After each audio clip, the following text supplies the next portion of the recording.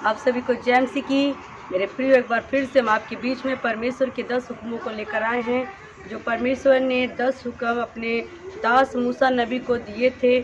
आज हम 10 हुक्मों को जानेंगे कि परमेश्वर ने जो मूसा नबी को दिए थे 10 हुक्म वो कौन कौन से हैं, और परमेश्वर ने जब हुक्म दिए तो मूसा के द्वारा वो हुक्म हमारे और आपके लिए जो आए हैं उसको हमें जानना बहुत ज़रूरी है। हम आज परमेश्वर के वचनों से देखेंगे। निर्गमन उसके 20 अध्याय में लिखा हुआ है, पहला जो है परमेश्वर ने हुक्म दिया था, जो पहला है वो ये है कि तू मुझे छोड़ दूसरों को ईश्वर करके ना मानना। मेरे प्रियो, परमेश्वर का आज्ञा था, मूसा के पास आया कि तू मुझे छोड़ करके मेरे अलावा तू किसी और को ईश्वर करके ना मानना। और नंबर 2 जो परमेश्वर ने मूसा को दिया था, तू अपने लिए कोई मूर्ति खोद के ना बनाना। परमेश्वर के नाम से कि तू मुझे देखने के लिए या मेरे स्वरूप में अपने लिए कोई मूर्ति ना बनाना, क्योंकि हम नहीं जानते कि हमारा परमेश्वर कैसा है।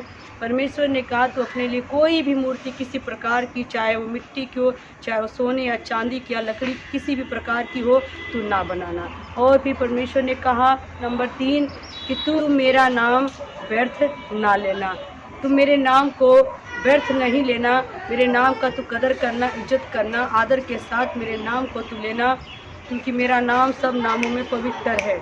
और नंबर 4 कि तू विश्राम दिन को पवित्र मानकर स्मरण करना। मेरे प्रियो, विश्राम दिन अर्थात परमेश्वर ने 6 दिन काम किया, 7वें दिन विश्राम किया। तो 7वां दिन जो है, जो रविवार का दिन माना जाता है, उस दिन परमेश्वर का वचन कहता तू क्या करना, आराम करना। आराम करने का मतलब तू मेरे भवन में जाना, मेरी महिमा करना, मेरे वचन को, मेरे प्रार्थना में अपना समय बिताना। एक दिन तू मुझे देना, विश्राम दिन को पवित्र मान के स्मरण करना, क्योंकि स्मरण करना, याद रखना, उसे भूलना नहीं है। और नंबर 5 अपने पिता और अपने माता का तू आदर करना। मेरे प्रियो, बहुत सारे भाई बहन आज जो हैं बहुत सारी भक्ति तो करते हैं, बहुत सारे पूजा पाठ करते हैं, लेकिन जो घर में उनकी माता ने जो जन्म दिया है, जिस पिता ने जन्म दिया, पालन पोषण किया, उसी माता पिता का आदर नहीं करते हैं। मेरे प्रियो, जिस माता ने जन्म दिया है, जिसके जरिए आप पूरी दुनिया को देख रहे हो, उस माता का भी हमें क्या करना, आदर करना है। उस पिता का जिसने आपको जन्म दिया, आपका पालन पोषण किया है, उसका हमें आदर करना। इसलिए परमेश्वर का वचन जो 5वां है कि तू अपने पिता और अपनी माता का आदर करना। कहते कभी माँ बाप की सेवा की ही नहीं, बात पूजा की करने से क्या फ़ायदा। मेरे प्रियो, अपने माँ बाप की अगर आप सेवा नहीं कर रहे, बाद में जितना मर्जी आप पूजा कर लो, इससे कोई फ़ायदा नहीं होने वाला है। इसलिए अपने पिता अपनी माता का आदर करना।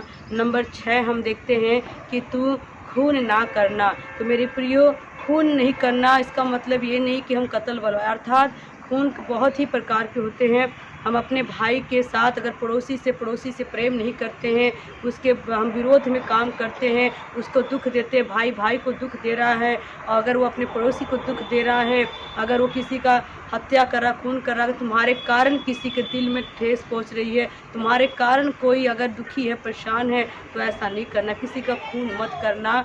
नंबर 7 तू व्यभिचार ना करना। मेरे प्रियो, अपने परमेश्वर के वचन में साफ साफ लिखा व्यभिचार न करना, क्योंकि व्यभिचार जो है सबसे घिनौना परमेश्वर की निगाह में पाप है। अगर तुम व्यभिचार करते हो तो परमेश्वर उससे बहुत ही क्रोधित होता है। अपने अपने समय में हर इंसान को अपनी जवानी पर कंट्रोल करना है और परमेश्वर का भय मानना है और प्रार्थना करना है।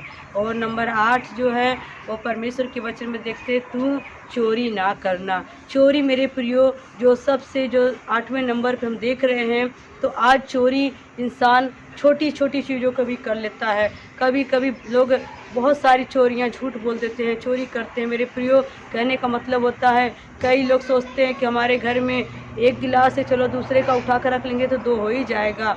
बच्चे जाते कई बार स्कूल में कुछ चुरा कर लाते तो हम मना नहीं करते, खुद भी कई बार होता दूसरों की चीज़ों में से उठा कर अपने घर में रख लेते हैं। तो बाइबल कहता है चाहे चोरी छोटी हो चाहे बड़ा, चोरी तो चोरी होती है, चोरी नहीं करना है। और नंबर जो है वो कहता है कि तू किसी के विरुद्ध झूठी साक्षी ना देना। किसी के भी बारे में तुझे झूठी गवाही नहीं देना है, क्योंकि परमेश्वर इसका भी लेखा लेगा। अपने भाई के लिए या अपने पड़ोसी के लिए या किसी मुद्दई के बारे में तुम्हें झूठी गवाही नहीं देना है। क्यों? हाँ की हाँ और ना की ना करना है। और नंबर 10, तो किसी की वस्तु का लालच ना करना। मेरे प्रियो, हमें किसी की भी वस्तु का लालच नहीं करना है। जितना परमेश्वर ने हमको दिया है उतने में हमें संतुष्ट रहना है, हमें सब्र करना है। परमेश्वर की दी हुई वस्तुओं पर लालच करके हमें किसी की वस्तु का हमें ये नहीं सोचना कि हमें ये मिल जाए वो मिल जाए। हम दूसरों की खेतों को हड़प लें या ज़मीन को हड़प लें या घर को हड़प लें, तो ऐसा करने से भी परमेश्वर क्रोधित होता है। क्योंकि बहुत सारे भाई बहनों का कितना भी ज़मीन रहेगा, पूरा खेत रहेगा, लेकिन उनको आदत पड़ती है कि दूसरों की मेड़ में ही खनेंगे। लगता है कि इसी से हमारी ज़मीन ज़्यादा हो जाएगी। उनको संतुष्टि नहीं है। कई लोगों के पास जगह ज़मीन होते हुए भी दूसरों की जाके ज़मीन में वो घूर लगाएंगे, दूसरों की ज़मीन में अपने जानवरों को बांधेंगे, क्योंकि उनके अंदर क्या है, लालच है। तो मेरे प्रियो, हमें किसी की वस्तु का लालच नहीं करना है। परमेश्वर ने जितना दिया उतने में खुश रहना है। ये आज का जो हमारा वचन था 10 हुक्म के बारे में था, और ये 10 हुक्म हर एक को याद होना चाहिए।